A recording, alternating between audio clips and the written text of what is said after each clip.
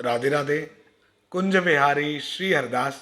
आज हम सभी कार्तिक मास के कृष्ण पक्ष की रंभा एकादशी की पावन कथा का श्रवण करेंगे। और मैं आप सभी को बता दूं, ठाकुर जी को सभी मासों में कार्तिक मास अत्यंत प्रिय है और सभी तिथियों में एकादशी तिथि सबसे ज़्यादा प्रिय है। तो आज कार्तिक मास भी है और एकादशी तिथि भी है, तो बहुत सुंदर आज अवसर है और हम रंभा एकादशी की पावन कथा का श्रवण करेंगे। लेकिन सबसे पहले हम अपना ध्यान बांके बिहारी जी महाराज के श्री चरणों में केंद्रित करते हैं। आप सब बड़े ही प्रेम से कथा का श्रवण करें। नमः कुंज बिहारिण्यै, नमः कुंज बिहारिणे, स्वामी श्री हरिदासाय गुरुणाम गुरुवे नमः। राधा मेरी स्वामिनी, मैं राधे जू को दास, जन्म जन्म मोहे दीजियो, श्री वृंदावन को वास। वृंदावन सो वन नहीं, नंद गाँव सो गाँव, बंसी बट सो बट नहीं, कृष्ण नाम सो नाम। वृंदावन के वृक्ष को मरम न जाने कोई, डाल डाल और पात पात, श्री राधे राधे होए। अब आप सभी रमा एकादशी की पावन कथा का श्रवण करें। अर्जुन ने आनंदित होते हुए कहा, हे भगवान, अब आप हमें कार्तिक मास की कृष्ण पक्ष की एकादशी की कथा सुनाइए। इस एकादशी का क्या नाम है और इसमें किस देवता की पूजा की जाती है? इस एकादशी का व्रत करने से क्या फल मिलता है? कृपा करके यह सब विस्तार पूर्वक कहिए। श्री कृष्ण भगवान बोले, हे कुंती पुत्र, कार्तिक मास के कृष्ण पक्ष की एकादशी का नाम रमा है। इसके व्रत से समस्त पाप नष्ट हो जाते हैं। इसकी कथा इस प्रकार है। प्राचीन काल में मुचुकुंद नाम का एक राजा राज्य करता था। इंद्र, वरुण, कुबेर, विभीषण आदि उसके मित्र थे।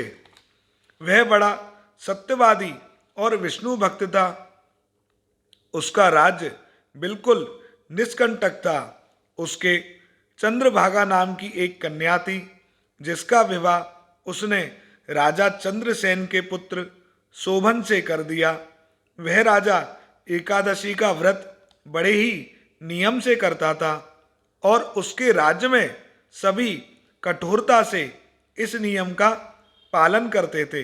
एक बार की बात है कि शोभन अपनी ससुराल आया हुआ था और कार्तिक का महीना था। उसी माह में महापुण्यदायिनी रमा एकादशी आ गई। इस दिन सभी व्रत रखते थे।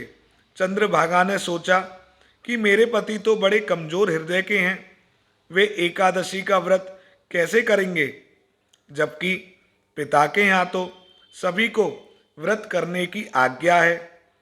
मेरा पति राजाज्ञा मानेगा तो बहुत कष्ट पाएगा।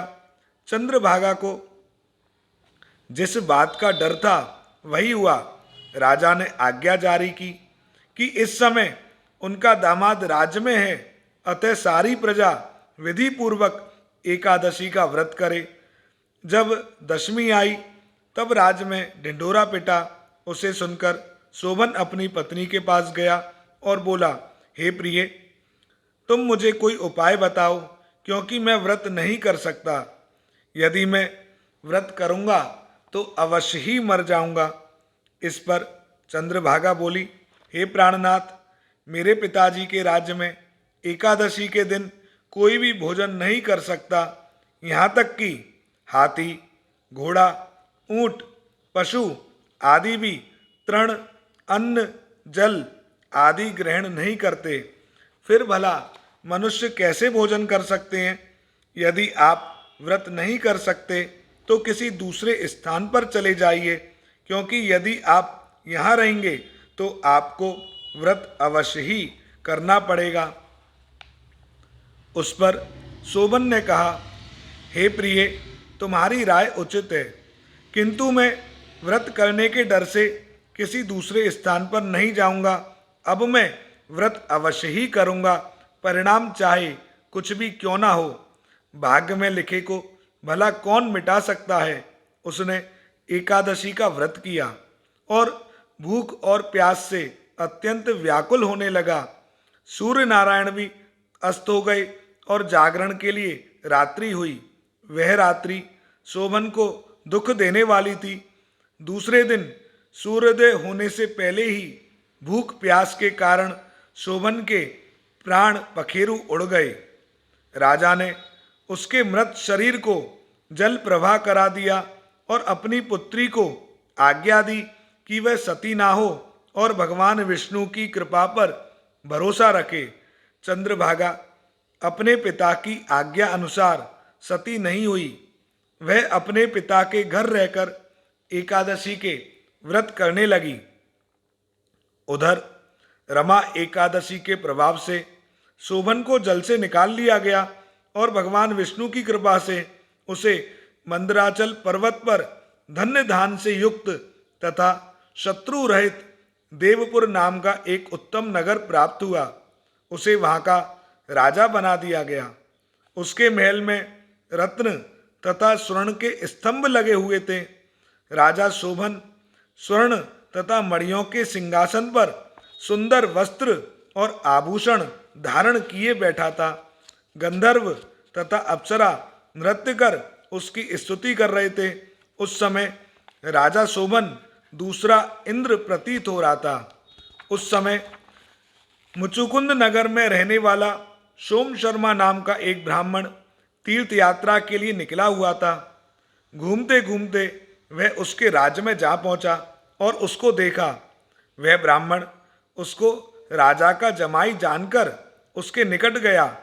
राजा शोभन ब्राह्मण को देख आसन से उठ खड़ा हुआ और अपने ससुर तथा स्त्री चंद्रभागा की कुशल क्षेम पूछने लगा। सोम शर्मा बोला, हे राजन, हमारे राजा कुशल से हैं तथा आपकी पत्नी चंद्रभागा भी कुशल हैं। अब आप अपना वृतांत बताइए। आपने तो रमा एकादशी के दिन अन्न जल ग्रहण ना करने के कारण प्राण त्याग दिए थे। मुझे बड़ा आश्चर्य है कि ऐसा विचित्र और सुंदर नगर, जिसको ना तो मैंने कभी सुना और ना कभी देखा है, आपको किस प्रकार प्राप्त हुआ। शोभन बोला, हे ब्राह्मण देव, यह सब कार्तिक मास की कृष्ण पक्ष की रमा एकादशी के व्रत का फल है। इसी से मुझे यह अनुपम नगर प्राप्त हुआ है, परंतु यह अस्थिर है। इस पर ब्राह्मण बोला, हे राजन, यह अस्थिर क्यों है और स्थिर किस प्रकार हो सकता है, सो आप मुझे बताइए। यदि इसके स्थिर करने के लिए मैं कुछ कर सका तो वह उपाय मैं अवश्य ही करूँगा। शोभन बोला, हे देव, मैंने यह व्रत विवश होकर तथा श्रद्धा रहित किया था। उसके प्रभाव से मुझे यह अस्थिर नगर प्राप्त हुआ, किंतु यदि तुम इस वृतांत को राजा मुचुकुंद की पुत्री चंद्रभागा से कहोगे तो वह इसको स्थिर बना सकती है। ब्राह्मण अपने नगर को लौटा और उसने चंद्रभागा से समस्त वृतांत कहा। इस पर राजकन्या चंद्रभागा बोली, हे ब्राह्मण देव, आप क्या वह सब दृश्य प्रत्यक्ष देखकर आए हैं या अपना स्वप्न बता रहे हैं। ब्राह्मण बोला, हे पुत्री, मैंने तेरे पति शोभन तथा उसके नगर को प्रत्यक्ष देखा है, परंतु वह नगर अध्रुव अर्थात अस्थिर है। तू कोई ऐसा उपाय कर जिससे वह स्थिर हो जाए। चंद्रभागा बोली, हे महाराज, आप मुझे उस नगर में ले चलिए। मैं अपने पति को देखना चाहती हूँ। मैं अपने व्रत के प्रभाव से उस नगर को स्थिर बना लूंगी। चंद्रभागा के वचनों को सुनकर वह ब्राह्मण उसे मंदराचल पर्वत के पास वामदेव के आश्रम को ले गया। वामदेव ने उसकी कथा को सुनकर चंद्रभागा का मंत्रों से अभिषेक किया। चंद्रभागा मंत्रों तथा व्रत के प्रभाव से दिव्य देह धारण करके पति के पास चली गई। शोभन ने अपनी स्त्री चंद्रभागा को देखकर उसे प्रसन्नता पूर्वक आसन पर अपने पास बैठा लिया। चंद्रभागा बोली, हे प्राणनाथ, अब आप मेरे पुण्य को सुनिए। जब मैं अपने पिता के गृह में 8 वर्ष की थी, तभी से मैं पूरी विधि से एकादशी का व्रत करने लगी हूँ। उन्हीं व्रतों के प्रभाव से आपका यह नगर स्थिर हो जाएगा और समस्त कर्मों से युक्त होकर प्रलय के अंत तक स्थिर रहेगा। चंद्रभागा दिव्य रूप धारण करके तथा दिव्य वस्त्र अलंकारों से सजकर अपने पति के साथ आनंद पूर्वक रहने लगी। हे पार्थ, मैंने रमा एकादशी का महात्म कहा है। जो मनुष्य रमा एकादशी के व्रत को करते हैं उनके समस्त पाप नष्ट हो जाते हैं। जो मनुष्य रमा एकादशी का महात्म सुनते हैं वह अंत में विष्णु लोक को जाते हैं। कथासार, भगवान विष्णु बड़े दयालु और क्षमावान हैं।